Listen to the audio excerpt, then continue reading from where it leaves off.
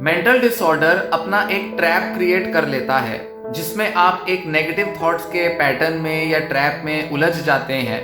आपके मन में बहुत सी नेगेटिव इमोशंस या थॉट्स हावी हो जाती हैं और आप उनमें घिर जाते हैं और अपने को उससे बाहर निकलना आपके लिए मुश्किल हो जाता है। ये अक्सर कई लोगों का अनुभव होता है जब वो किसी मेंटल डिसऑर्डर से गुजर रहे होते हैं या उसकी पीड़ा का अनुभव कर रहे होते हैं। और जो भी मेंटल डिसऑर्डर की पीड़ा है वो इन थॉट्स की वजह से ही होती है, या ये कहें कि ये जो बहुत सारे एक के बाद एक नेगेटिव थॉट्स मन में आ रहे हैं, चाहे आपको डिप्रेसिव थॉट्स आ रहे हो, चाहे एंग्जाइटी में कोई डर लग रहा हो, या चाहे ऑब्सेसिव थॉट्स हो, या चाहे शक के विचार आ रहे हो, ये सारे विचार आपको इतना घेर लेते हैं और इस घेराव की वजह से ही मतलब आप मन में एकदम फंसा हुआ महसूस करते हैं और इस फंसा हुआ होने की वजह से ही आप बहुत ज़्यादा तनाव, बहुत ज़्यादा डर, बहुत ज़्यादा उदासी का अनुभव करते हैं, जिससे आपको बाहर निकलना करीब करीब नामुमकिन सा हो जाता है उस दौरान जब आप इसका अनुभव कर रहे हैं। क्योंकि हमारे जितने भी नेगेटिव इमोशंस हैं वो हमारे इस नेगेटिव थॉट साइकिल या ये जो पैटर्न बनता है इसी की वजह से ये इमोशंस आते हैं। तो अगर हमें इन इमोशंस को खत्म करना है या इस इमोशंस के बहाव से खुद को बाहर निकालना है, बचाना है, तो उसके लिए हमें अपने विचारों में उलझने की ये जो पूरी आदत है इसको खत्म करना होगा। और ऐसे में जो मनोवैज्ञानिक, मनोचिकित्सक जो सजेस्ट करते हैं वो ये कहते हैं कि हमें अपनी एक स्किल या अपनी एक एबिलिटी को मजबूत करना होता है जिसे मेटाकॉग्निटिव एबिलिटी कहा जाता है, या जिसे और सिंपल शब्दों में कहें तो हमें अपनी सेल्फ रिफ्लेक्शन की, खुद पर रिफ्लेक्ट करने की, प्रकाश डालने की आदत को मजबूत करना होता है। आपने कॉग्निटिव थेरेपी का नाम सुना होगा। कॉग्निटिव शब्द जो है वो कॉग्निशन से आया है और कॉग्निशन का मतलब होता है थिंकिंग, मतलब किसी भी तरह का थिंकिंग प्रोसेस वो एक तरह का कॉग्निटिव प्रोसेस होता है। और जब हम अपनी थिंकिंग को हील कर रहे हैं या उसे ठीक कर रहे हैं या उसकी एक तरह की इंजीनियरिंग कर रहे हैं तो इसी को कॉग्निटिव थेरेपी कहा जाता है। अब यहां पर मैंने एक शब्द बताया, मेटाकॉग्निशन। मेटा शब्द यूज किया जाता है जब किसी के परे, किसी के ऊपर हम उठ जाते हैं। जैसे आपने मेटाफिजिक्स नाम सुना होगा। एक तो फिजिक्स होती है, भौतिकी होती है, जो हम अपने आसपास देखते हैं। कोई चीज किस पदार्थ की बनी हुई है, मेटल है, नॉन मेटल है, पानी है, आग है, हवा है, किस टाइप का मैटर का नेचर है, ये सब तरह की चीजें जो होती हैं ये फिजिक्स में पढ़ी जाती हैं या फिजिक्स के बड़े सारे सिद्धांत होते हैं। वहीं एक फिजिक्स होती है जिसे मेटाफिजिक्स कहा जाता है, जिसके अंदर हम यूनिवर्स के लॉज और प्रिंसिपल समझते हैं, जिसमें ग्रेविटी से भी परे जाते हैं, पूरा ब्रह्मांड कैसे बना, क्या ब्रह्मांड स्थिर है या वो फैल रहा है, इस तरह के जो विचार, थ्योरीज होते हैं वो मेटाफिजिक्स का पार्ट होते हैं। मतलब जो हमें आसपास की दुनिया, जो फिजिकल दुनिया दिख रही है उससे परे क्या हो रहा है इसके बारे में जानना, विचार करना, बड़े स्तर पर क्या हो रहा है, उसे मेटाफिजिक्स कहते हैं। मेटाकॉग्निशन भी कुछ इसी तरह है जहां हम अपने जो कॉग्निटिव प्रोसेस जो चल रहे हैं, हमारी नेगेटिव थॉट्स कैसे चल रही हैं, हमारे माइंड में हम कंसंट्रेट किस तरह से करते हैं, हमारा अटेंशन कैसे डाइवर्ट होता है, मतलब हम डिस्ट्रैक्ट किस तरह से होते हैं, किस तरह से विचार आते हैं, कैसे चले जाते हैं। जब इस पूरे कॉग्निटिव या थिंकिंग प्रोसेस की जागरूकता होती है उसे मेटाकॉग्निशन कहा जाता है।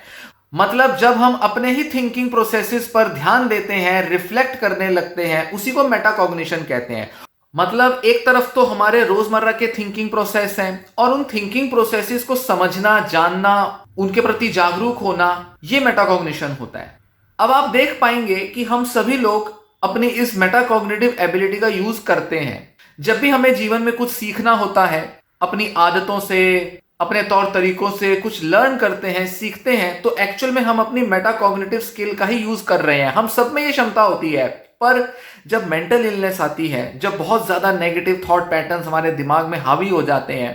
तब अक्सर ये नेगेटिविटी इसीलिए बनी रहती है क्योंकि अपनी नेगेटिव थिंकिंग के मामले में हम अपने अनुभव से नहीं सीख पा रहे। तब हमें इस मेटाकॉग्निटिव स्किल को और भी इंप्रूव करने की ज्यादा जरूरत होती है। क्यों?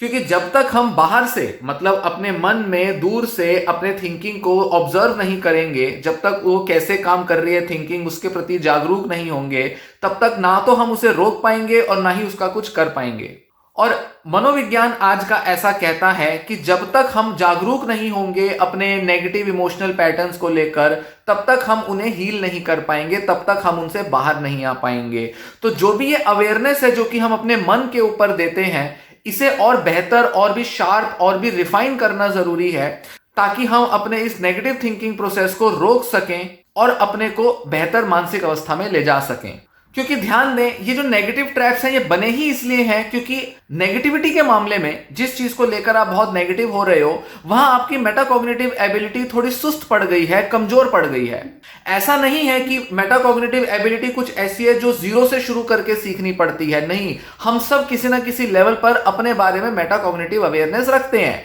जैसे कोई भी अगर गलत आदत पड़ गई, चाहे वो शराब, ड्रग्स या सिगरेट पीने की आदत हो, चाहे वो पॉर्न मूवी या सोशल मीडिया बहुत ज्यादा यूज करने की, देखने की आदत हो, तो अक्सर लोग समझते हैं कि अच्छा ये आदतें मेरी ज्यादा होती जा रही हैं, मैं थोड़ा सा डिस्ट्रैक्ट होता जा रहा हूं, पढ़ाई पे मेरा इस वजह से ध्यान नहीं लग रहा, ये चीजें जो है मेरा ध्यान भटका देती हैं, तो मुझे अपने को थोड़ा डिसिप्लिन में लाना होगा। तो ये जो अवेयरनेस आप ला रहे हैं और इस अवेयरनेस के लिए जो आप अपने बिहेवियर को, जो अपनी आदतों को जो ऑब्जर्व करके जो समझ डेवलप कर रहे हैं, ये मेटाकॉग्निटिव अवेयरनेस ही है। आप लाइफ के बहुत सारे एरियाज में इस मेटाकॉग्निटिव एबिलिटी का यूज करते हैं, पर जब मेंटल डिसऑर्डर आता है तो अक्सर उस मामले में, डिसऑर्डर वाले जो भी इश्यूज हैं उस मामले में ये मेटाकॉग्निटिव एबिलिटी आपकी कमजोर पड़ जाती है और वहां पर इसको विकसित करना, इसको डेवलप करना जरूरी हो जाता है। हमें अपने विचारों में उलझे रहने की इतनी आदत हो जाती है कि ऐसा लगता है कि जब तक हम इन्हें सुलझा नहीं देंगे, जब तक हमें कुछ क्लैरिटी नहीं आ जाएगी, जब तक हमें कुछ समाधान या कुछ सॉल्यूशन नहीं मिल जाएंगे, तब तक हम इससे बाहर नहीं आ पाएंगे। ऐसा लगता है कि विचारों के जोड़ तोड़, उसके जो भी हिसाब किताब हैं, उसी में हमें समाधान ढूंढना पड़ेगा, उन्हीं दुविधाओं को हमें हल करना पड़ेगा। और यहीं पर चूक हो जाती है, क्योंकि अगर आम कोई समस्या आ रही है, जैसे कि रिश्ते की समस्या, करियर की समस्या, एजुकेशन की, या रोजमर्रा के जो भी इश्यूज होते हैं, उनकी अगर कोई समस्या आ रही है तो हम किसी से सलाह ले सकते हैं, समाधान ढूंढ सकते हैं और ऐसे में हम उस प्रॉब्लम से बाहर निकल जाते हैं। पर मेंटल डिसऑर्डर के मामले में हम उससे बाहर आसानी से नहीं निकल पाते। तो यहां केवल समाधान से काम नहीं बनेगा, यहां हमें कुछ ऐसा करना पड़ेगा जिससे कि हम जो उलझाव है, जो ट्रैप है, उसी से खुद को एकदम बाहर निकाल पाए। इसीलिए यहां पर ये स्किल या ये एबिलिटी की जरूरत पड़ती है, जहां हमें जागरूकता का इस्तेमाल करना पड़ता है, या ये कहें कि जागरूकता को बढ़ाना पड़ता है। वैसे तो एक पूरी थेरेपी है जिसे मेटाकॉग्निटिव थेरेपी कहते हैं या मेटाकॉग्निटिव ट्रेनिंग कहा जाता है, और ये अलग अलग डिसऑर्डर्स के मामले में इसकी एप्लीकेशंस देखी गई हैं और इस थेरेपी पर बहुत सा रिसर्च भी हो रहा है। पर इस वीडियो में मैं उस थेरेपी की डिटेल में नहीं जाऊंगा। यहां पर मैं बस आपको कुछ बेसिक एक दो कंपोनेंट्स बताना चाहूंगा कि किस तरह से ये मेटाकॉग्निटिव स्किल को इंप्रूव किया जाता है। दो पहलू आते हैं इसके अंदर। एक होता है सब्जेक्टिव अवेयरनेस, मतलब अपने बारे में अवेयरनेस लाना, एक अलार्म, एक रिमाइंडर लाना, और दूसरा होता है अपने से कुछ बड़े जरूरी सवाल पूछना। ध्यान दें कि अवेयरनेस और खुद से सही सवाल पूछना ये हर थेरेपी का हिस्सा होता ही है। अगर हमें अपनी कॉग्निटिव थेरेपी, बिहेवियर थेरेपी या मेटाकॉग्निटिव थेरेपी करनी है तो उसके लिए हमें सही और एप्रोप्रिएट सवाल खड़े करने आने चाहिए।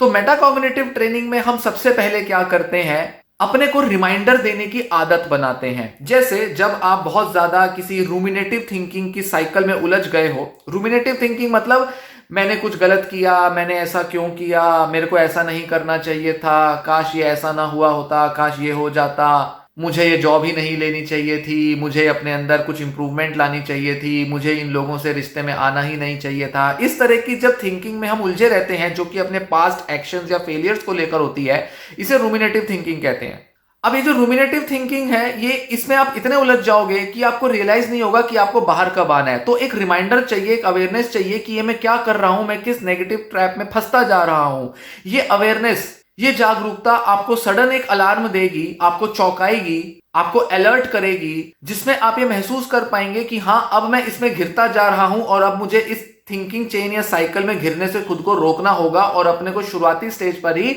इसमें उलझने से बचा लेना पड़ेगा। क्योंकि जो लोग डिप्रेशन में होते हैं या एंजाइटी में होते हैं, वो इतना ज्यादा सोचते जाते हैं, पूरा पूरा दिन सोचते जाते हैं इतना नेगेटिव, कि उनको कभी याद ही नहीं आ पाता कि हमें इससे बाहर निकलना है या हम इसके लिए कुछ कर सकते हैं।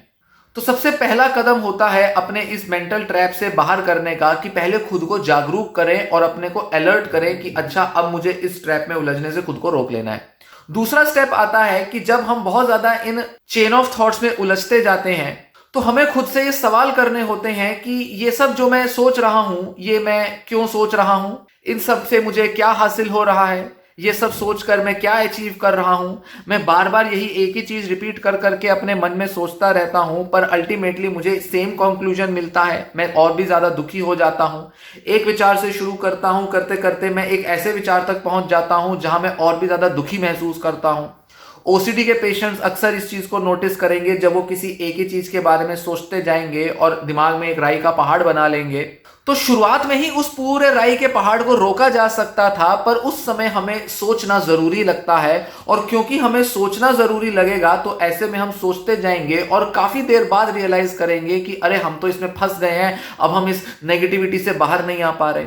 तो थेरेपी का जो सबसे पहला पर्पस होता है वो ये कि हम अपने को नेगेटिव ट्रैप में उलझने से पहले ही रोक लें, पहले ही उसके प्रति जागरूक हो जाएं और खुद से ये सवाल करें कि मैं जो इस ऑटोमेटिक थिंकिंग हैबिट में उलझ रहा हूं, इससे मुझे क्या मिल रहा है, किस अंजाम तक मुझे ये थिंकिंग पहुंचाएगी, किस हद तक मैं ये सोचता जाऊंगा, कैसा मैं अंततः फील करूंगा जब मैं ये सारी चीजें सोचूंगा, क्या मेरे लिए ये सब सोचना जरूरी है, क्या इस समय मुझे ये सोचने की बजाय कुछ और नहीं कर लेना चाहिए या कहीं और अपना ध्यान नहीं ले जाना चाहिए,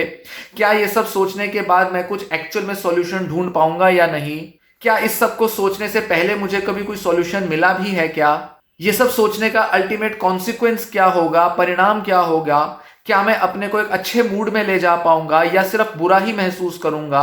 क्या ये सब सोचने से मैं केवल अपना समय बर्बाद करूंगा या इसमें समय का कुछ सदुपयोग हो पाएगा,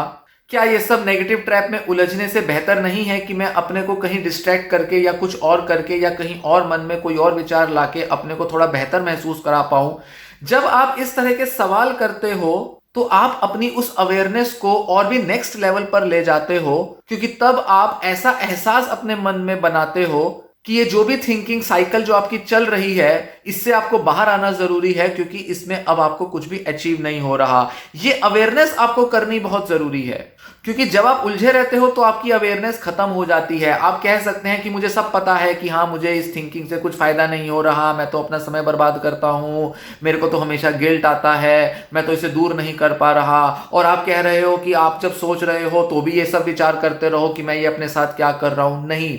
फर्क इसके अंदर ये होता है कि आप सोच लेने के बाद गिल्ट में फंसते हो। यहां मैं बात कर रहा हूं कि जब आप सोचना शुरू कर रहे हो उसी दौरान आप अपने पुराने जो भी एक्सपीरियंसेस या जो चेन है उस पर प्रकाश डालो, उस पर रिफ्लेक्ट करो।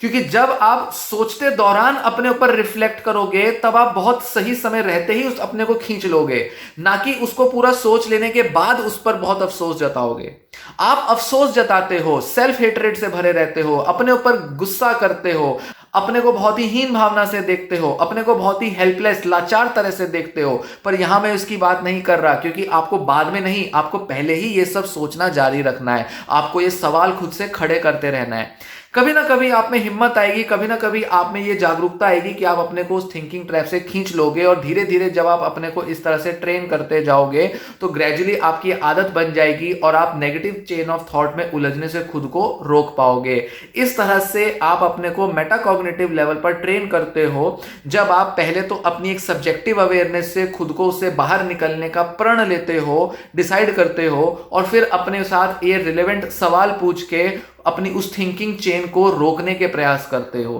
क्योंकि वो थिंकिंग साइकिल रुकेगी नहीं जब तक आप उसको बेकार तरह से नहीं देखोगे। आप उसको जरूरी समझते हो, इसीलिए सोचते जाते हो।